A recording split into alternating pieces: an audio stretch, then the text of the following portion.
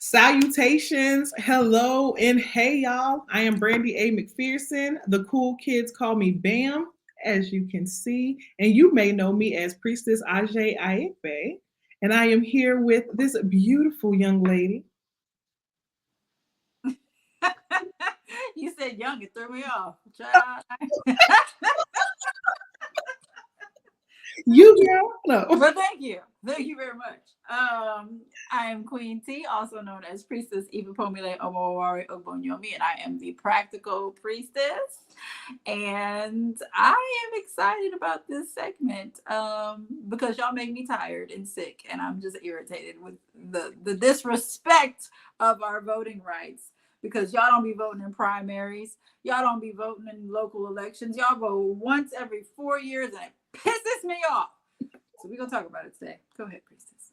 Okay, see, now we're here to make sure that we do the things that don't piss off my good sis, okay? And so in that, we're going to talk about voting the entire ballot, y'all. We want to talk about what else is on the ballot other than the presidential candidates. Because believe it or not, contrary to popular belief, there are other things other than candidates that can be on a ballot when it's election time. All right, y'all. So we know that voting the entire ballot is crucial. It's super duper important because it makes sure your voice is heard on all levels and about everything, not just about the high profile races like presidency or Congress, like we've been talking about. Okay. We know that the local and the state issues can have a direct impact on our daily lives. You've heard that every single episode. That's why it's relevant and that's why we're talking about it. Okay. So you may be wondering, like, what else can be on the ballot other than the names? You see all the signs in the street and in people's yards with names. So you may think that that's the only thing on the ballot. Well, no. And in a lot of states, there are things other than names on the ballot this term. And we're going to give you some specific examples of what they may look like in real time, things that are being voted on in our beloved country in 2024 that affect us. Because we know that if something happens in one state, it's only a matter of time before it trickles on over to another, right? So, okay, here's some examples so that you know what you might be looking for this year and beyond, though, okay? You may have some local tax initiatives that can pop up on the ballot. This gives you a chance to have your voice heard as it pertains to your taxes, you guys. Your local taxes, that's that state and property taxes, hello, that we all have to deal with, okay? So fundings for schools, libraries, or emergency services often depend on your local taxes and bonds, right? So voting on this can impact the quality of education, public safety, and other essential services that are in your area. When you don't vote on them, you have no voice, all right? Something else that you could see on the ballot is judicial and school board elections. So not just, mayor and president and congressmen, but also your local judges and school board members. We know that they make key decisions on the criminal justice policies and educational standards. Those are hot topics that we're always talking about and we seem to be so concerned about, but we have the opportunity to impact the decision makers in those roles, y'all. So these roles, the judicial, school board elections, that shapes everything from sentencing practices, what you go to jail for, how long you're there, what happens when you come out, right? We just talked about whether or not, felons have the right to vote and things. All of this is going to be dictated by the judicial elections that are also on the ballot. Yes. Constitutional amendments and policy measures are on the ballot. So North Carolina right now, like on our ballot, we have a state constitutional amendment that's there. So these are, important measures like anti-slavery amendments. Maybe we'll put a pin in that. Environmental protections, voting access laws. So whether or not you have to have a photo ID, baby, you voted on that. Somebody voted on that. So if you don't like the outcome, did you cast a vote? things as simple as that, are on the ballot, and we have an opportunity to push them in the way that we need to. So even for instance, recent state ballots have included amendments to remove, some specific language and even secure or not reproductive rights or LGBTQ rights. Like, we know all of this stuff comes up. The due process of it allows us to have a say so and a voice if we vote. And when it's time to vote is now. And these topics are on that same exact ballot. And too often people will go down and they'll check off the names. They'll check all the names they know. Sometimes they even just leave blank the names that they don't know. So they'll check. Yeah. Guilty. When you said this young lady, I'm not. I've been able to vote for a while, okay? I've been able to vote for over 20 years, okay? And so early on, I was very guilty of, I recognize this name, therefore that's who I'm voting for. I don't know these people's policies, but I recognize the name, so we'll go with that. Or if their name sound black, that's a real one. If it's Ishmael Mohammed, and I say that because we have one, like we really have. I think that is his actual, Ishmael Mohammed. That's his name. I voted for him last time because I'm like, no, we need more people of color in some of these positions. And I know that this is going to get done because they're going to have the interest of their people. And so it works in some regards, right? But you still have to be very careful. You can't do that all the time, okay? But I am guilty 100% of doing exactly what you said, and shame. It happens. And that's exactly why we've come together for this series here. So we tell folks, we all going to do a little bit better moving forward. We're going to be a little bit more informed moving forward and all that good jazz. Because even I can think, of course, we're not going to get too specific, and we said we're keeping it bipartisan. But I taught a class one time that said all skin folk, not kinfolk. And so that's a whole nother conversation that here in North Carolina, we got some skin folk that's running that ain't kinfolk. So be careful. That's why we telling everybody to know the policy. Don't vote because of race. Don't vote because of gender. Don't vote because of political party. You vote because of policies, man. And that part about not voting based on gender is so important because especially if you are a woman, and especially if you are a Black woman, that's a double negative in some cases. You cannot vote just because someone is Black or just because they're female, because they do not always have your best interest in heart. We talk about this all the time in our gender wars, right? How Black men and Black women ain't really getting along. So there's a lot of Black men who are voting against the interests of their Black women. There are a lot of white women voting against their own interests. Okay? We'll just leave it at that. Okay?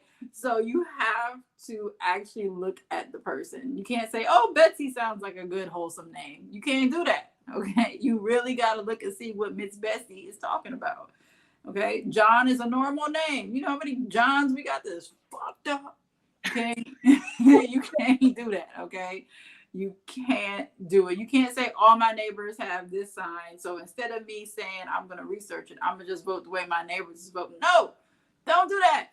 Because your neighbors be stupid sometimes. And you never know. Like, I live in a community that's pretty mixed. So like I can go down the same street. One neighbor will have a Harris Waltz. The other one will have a Trump Vance. Okay, like literally right next to each other. So I can't do that in my community. I can't go based off the signs. Now, if it's certain signs, if I see it in your yard, I might question any of the other signs that it's in your yard. And you know what? I'm like, if you are voting for this person, then I might not also want to vote for that person because I see that you got them signs together, baby, and that just don't go. So again, but you got to check. You have to check. Don't leave it up to the signs and the names. Please see who's on the ballot ahead of time and look at them people. Hey, that sounds like a holistic approach. And we're all about being holistic, okay? So you can use different pieces to inform your decisions, but not one piece should ever inform your entire thought, right? But I'm the same way. Sometimes it's even if it's a name that I'm not quite sure, I got to go do some research about, but it's in the yard with who I already know I'm not voting for. I'd be like, oh, I guess I'm not voting for them either. But y'all know we're gonna, continue to do your research, make informed decisions and stuff. Okay. All right. So we actually have some examples that we do want to give, like to walk away, really food for thought, more so because depending on your state, they may affect you and they may not. Oh, but baby, they may not affect you, as in you may not have to vote on it this term immediately, but it does affect you. And I think, because it's probably coming. yeah, It's probably coming. so as we dive in here, like you'll see the relevance and how we're all still connected. We're all still fighting this battle together. Equality, equity, all of it. Like we're still fighting it, man. Okay, so for the one for me that's most relevant, because I keep telling you, I'm in North Carolina, right? And like everything varies by state, the voter laws, vote, all of that. So we're being really intentional to let you know, hey, this is where I'm at. But there are 48 other states. Me and her, we only got two. There are 48 other states. So you got to do your due diligence, okay? But this particular amendment that's on the ballot in North Carolina is interesting. And to be honest, I saw it because of a sample ballot. So I didn't even know that it was writing on the ballot. I saw a sample ballot. I'm like, whoa, what's this? Hold on. Do I put yes or no? So thank God for the sample ballots, right? So in North Carolina, we're voting on a citizens only voting amendment to the Constitution. Now, this would explicitly add that the voting rights are only given to citizens. Okay. The current wording in the Constitution already says this, though, right? So it grants voting rights to every person born in the United States and every person who has been naturalized. That's the way it's currently written. We know that says citizen. If you're born in the United States or you've been naturalized, you are a U.S. citizen. So that's the way it's already written. The proposed amendment aims to replace the phrase with only a citizen of the United States. Almost synonymous phrases when you think about the meaning of the phrases, right? But this is going to explicitly limit the voting rights to U.S. citizens only. So proponents argue that the shift from every person to only a citizen is intended to reinforce that non-citizens cannot vote. So if you are for this change, you are saying that it is intended to reinforce the fact that non-citizens cannot vote. Mind you, the way that is written, though, non-citizens can't vote. I've seen a few. We've had a couple in Ohio. I think we just had a primary a few months ago, and that in the primary, it was one of them was something like that, where they were changing the wording on something. And sometimes the wording does need to be changed because some of these laws were written in Old English. Mm-hmm. So sometimes it does need to be rewritten and clarified a little bit. So I won't go too hard on North Carolina about that. Well, same. Well, this one, and like not picking a stance explicitly, but I don't know, my face and my tone may give it away, who knows. But critics view it as unnecessary and potentially stigmatizing for immigrant communities, as there's, currently no evidence of widespread non-citizen voting in the state. And, at the very beginning of the series, we kind of gave you guys a little bit of background about us and where we come from and things like that. So I shared that I'm the child of a naturalized immigrant. And so this wording change piqued my interest, and I'm watching it very closely because my father absolutely loves his ability to vote, and it's something that he's super proud about. And we know that sometimes when one door becomes open, it leaves way for more conversation. So this one is interesting, but again, this is for you to make the call. If you're a North Carolina resident, and register to vote, which I know you are because you've already seen a good 4 episodes of this. Okay, so I know you're registered to vote. Does it matter to you? And which way are you going to vote? But I want you to know that it's on there for one. And then what it's doing is changing some language, some linguistics in the state constitution around who is eligible to vote. And is explicitly saying, US citizens. So, you can ask yourself, is this going to cause any question down the line for naturalized citizens? Or, what is the long-term um, effects of said change? But yeah, know that it's on there.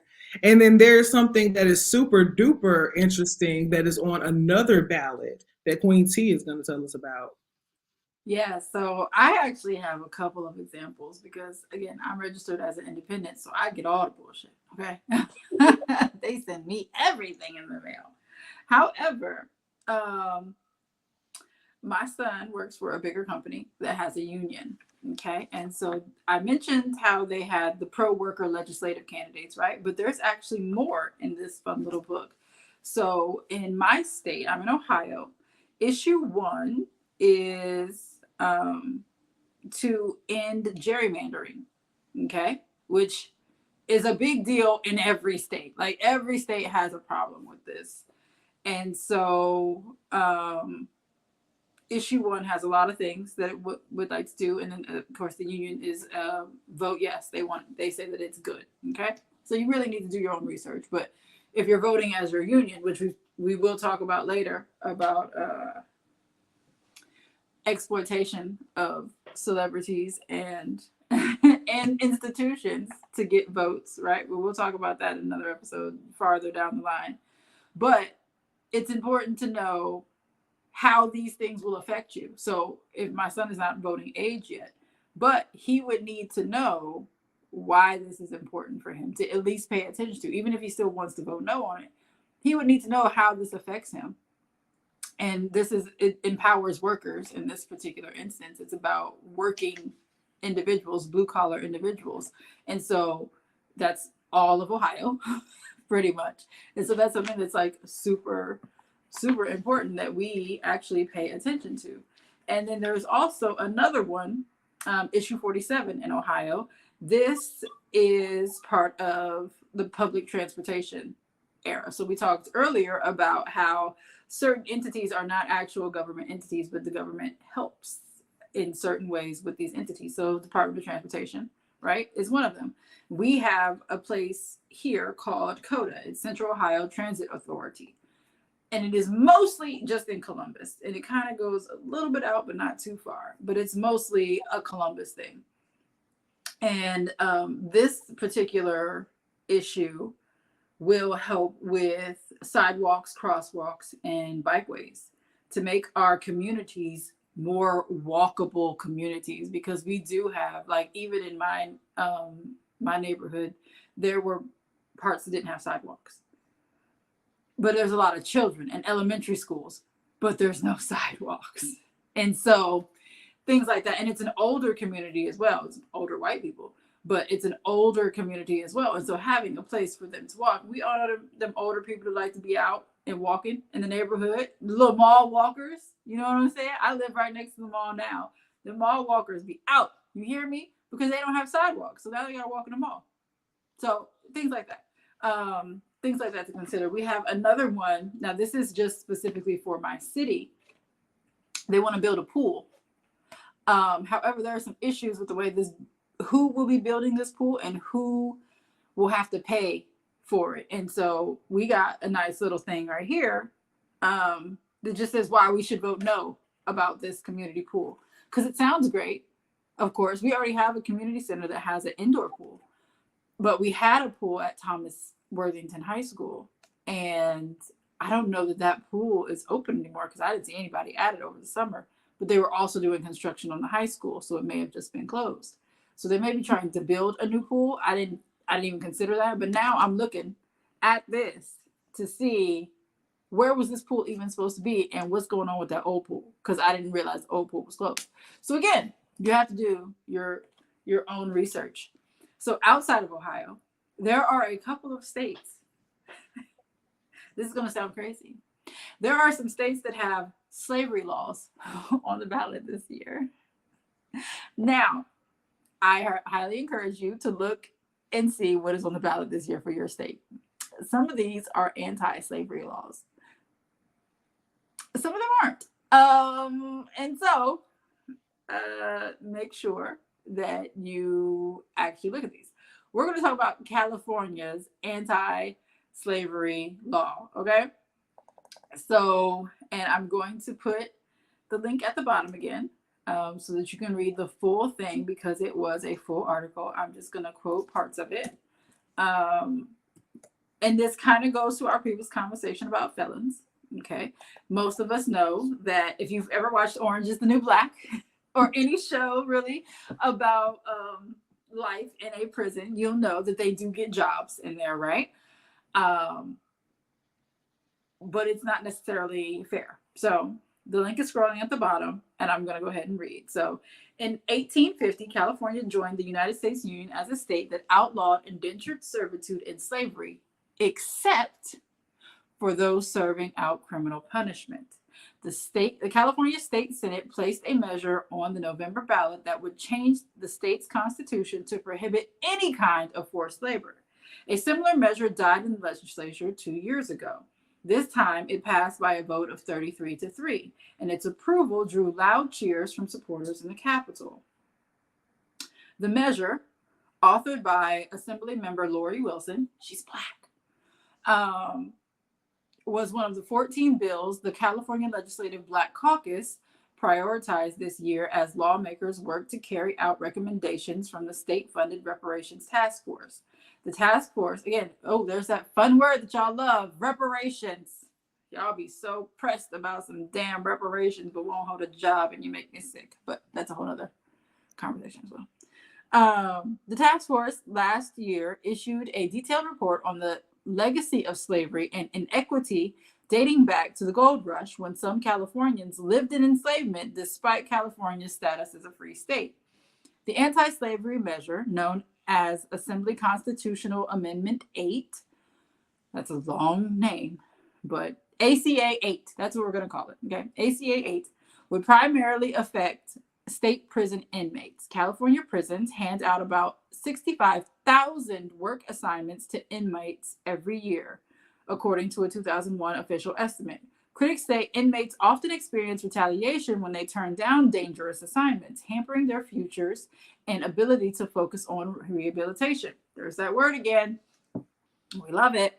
State prisons hire incarcerated people for a variety of tasks, such as for janitorial, construction, and fire safety.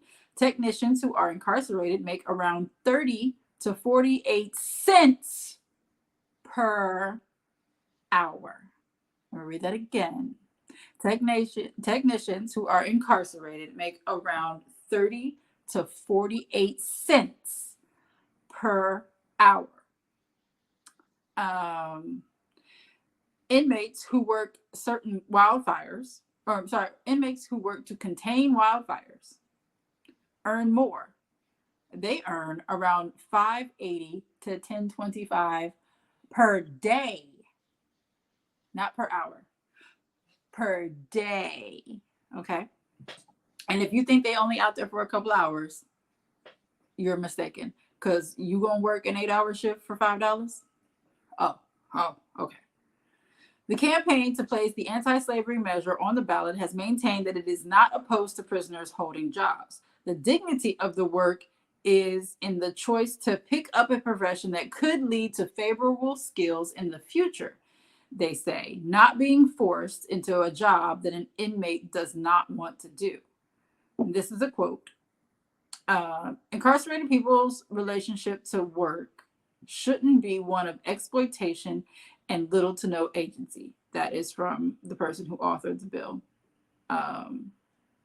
Let us take this step to restore some dignity and humanity and prioritize rehabilitative services for the often forgotten individuals behind bars.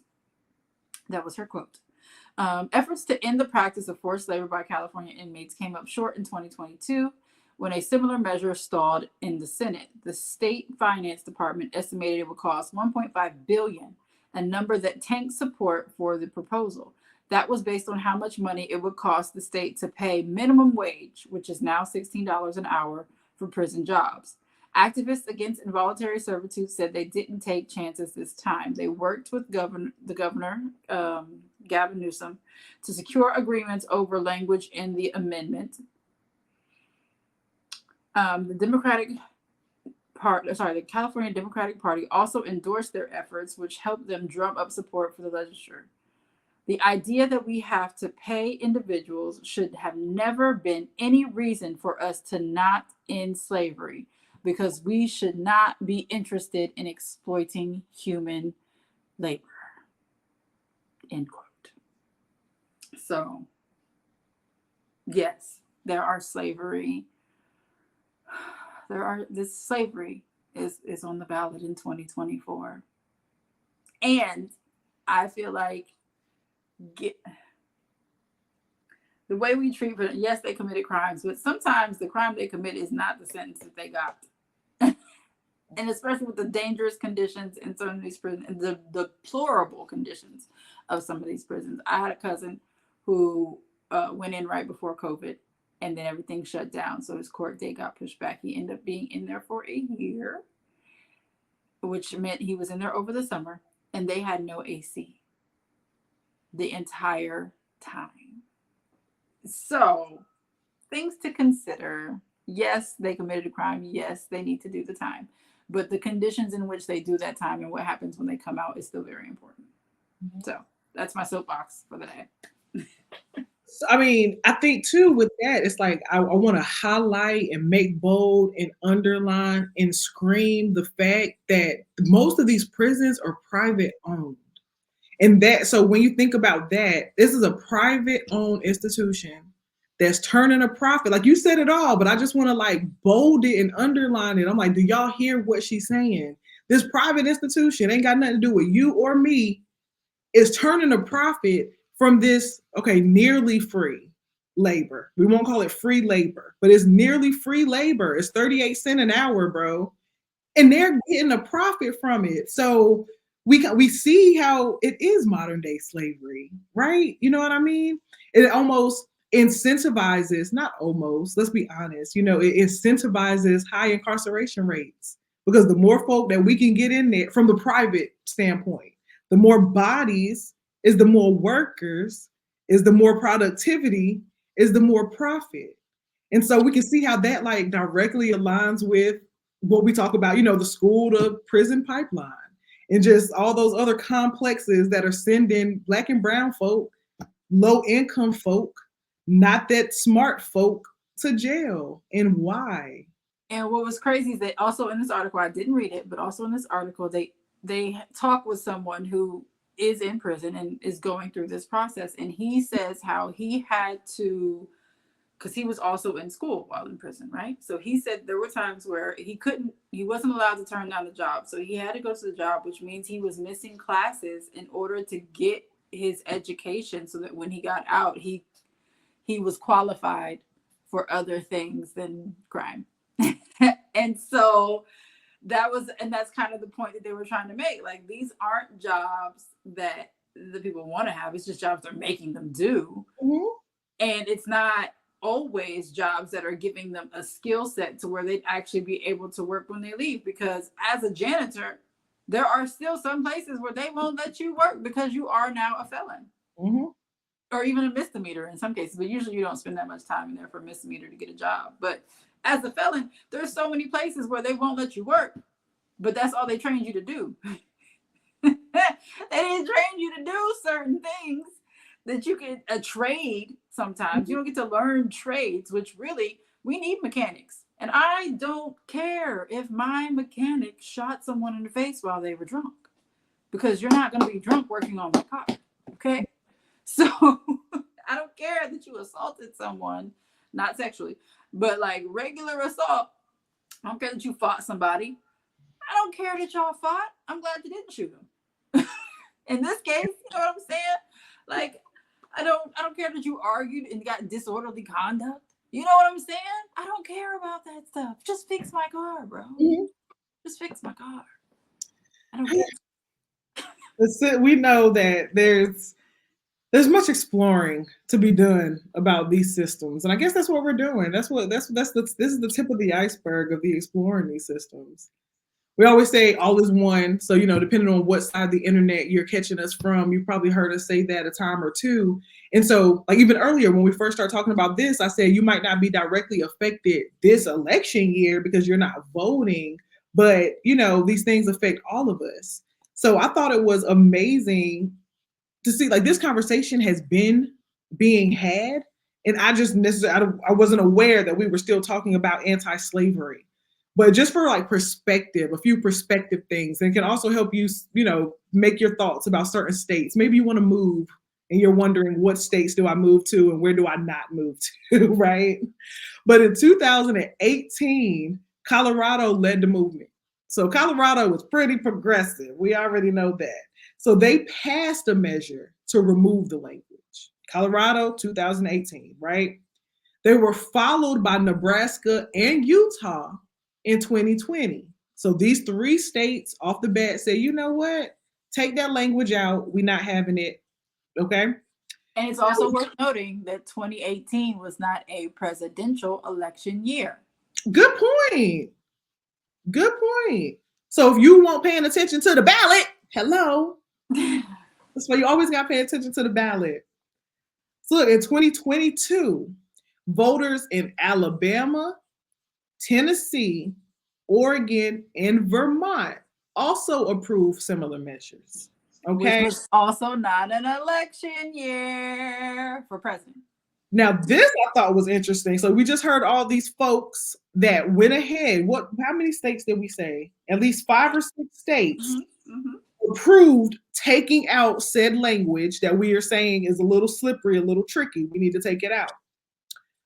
However, Louisiana voters, good old Louisiana, rejected an anti-slavery measure that same year in 2022 due to confusion over its wording, which some believed might unintentionally allow certain exceptions to persist. Because I gave air quotes because that was the quote. That was why they rejected it in Louisiana. It was some miscommunication about the wording. Okay. Take with that what you will, but I thought that was interesting that we've been having this conversation now since 2018. We should have been having it before, but I mean, I'm glad that the conversation is coming up because again, these are private institutions that are turning a profit off of some folks that shouldn't even be in there. But that's a wider conversation for later. Okay, and I think it goes into like that is related to something else that blew my mind the other day because we're talking about these laws being on the books that nobody is going back to check and update. So the Casual Killing Act, I'm not sure if you're already familiar, maybe you are, blew my mind not too long ago, was Virginia specific, but there were other variations of it, but it excused the murder of enslaved people. Pretty much casual killing. It was okay to kill a slave if said slave was running away, being disobedient or disrespectful, all these different reasons why it was excused to murder enslaved people. Do you guys know that that is a law, that's legislation that's still on Virginia's books that has never been overturned? So the Casual Killing Act is law, it's legal. And obviously we know that slavery was overturned. And I think maybe y'all saw the light bulb go off in my head. I got something. I got something to say. Don't worry. If we're talking about the loophole where slavery is still permissible, if it's a punishment, Lord, that's a whole nother conversation. So was slavery really ever outlawed? Okay, that's mind-blowing me right now. And for 2, this Casual Killing Act. So think about that thing, y'all. If we're saying that, you're almost getting slave labeling by being a prisoner because of said loophole. And then on the books, we're saying it's okay to kill slaves if they're doing something wrong. Add to that, stand your ground laws in certain states. There you go. Yeah, man. Again, we're talking about Florida. And then also, when I was looking up, the slavery, there's some states where it's not necessarily anti-slavery as in indentured servitude, but it's anti-human trafficking, because there's not a lot of laws about human trafficking, because that's all slavery was. Slavery was human trafficking. And so now they have to include certain language and include exceptions for human trafficking, because that is the new slavery. That is the modern day slavery, is human trafficking. So if you have, for lack of a better term, a slave because you bought a human illegally, it's not legal, but you still bought a whole human, or you kidnapped a whole human. It's very iffy in some of these states about that, that right to kill. Like, you have to really pay attention to the wording in some of these things. And that's why when you were talking about what's in North Carolina, I was like, I'm not even gonna hold them, because the wording in certain things, is touchy, and sometimes it really needs to be updated to include certain situations that may not have been thought about before. Nobody was thinking about human trafficking because it was just called slavery. Mm-hmm. But now we have to consider human trafficking and sex slaves as well, because sometimes those aren't people that were human trafficked. They're literally family members that are in your household that live with you, and they end up in that situation. And so again, that's things that we could talk about another time in depth, but there's definitely some changes that have to be made at the legislature part of every state that can help clean up some of these things. And cleaning it up, I think that's something that we can explore once we get through this, like the nitty gritty of the election season, like, because that's what a lot of it comes down to. If we do the grassroots movements, we do the community service, we focus on family legacy building and things like that. But for the political side of it, the systematic change that we want to see is going to happen on the books. Like, if we care about the system, don't get me wrong, you can go make your own system. Sometimes I think that's what I want to do. I'm going to buy my own 40 acres. We're going to have Black Wall Street. We're going to make our own system. But if we are going to concern ourselves with this system, that's how we're going to see change, is the systematic. It's looking at the laws, fixing the wordings, overturning the stuff that needs to be not overturning stuff that needs to stay where it's at. So it starts with this knowledge and us to get out there and get active, man.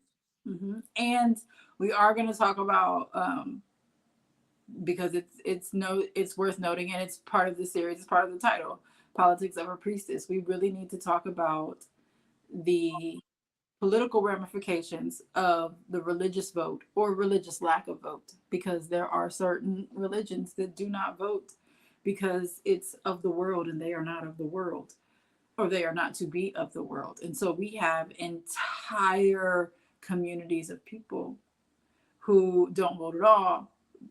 And so they're not voting against their own interests. They're literally shooting themselves in the foot and then being mad. So go vote, rock the vote, get out the vote, whatever the saying is this year. I don't know.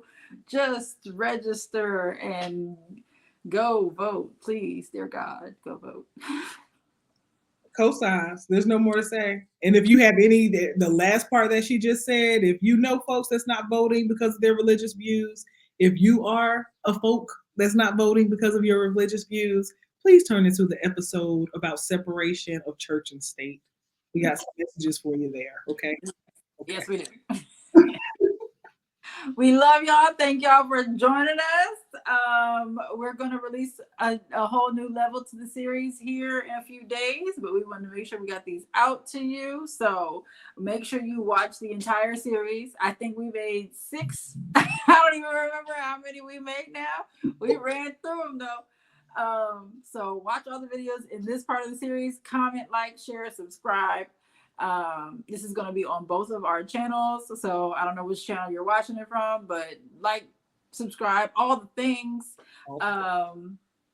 And then make sure you tune in next week, because it's gonna be crunch time next week, so we're gonna get these all out to you. We love y'all. We love you. Bye.